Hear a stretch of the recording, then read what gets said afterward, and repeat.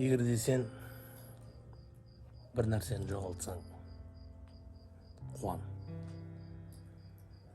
Көп нәрсе жоғалтпағаның үшін.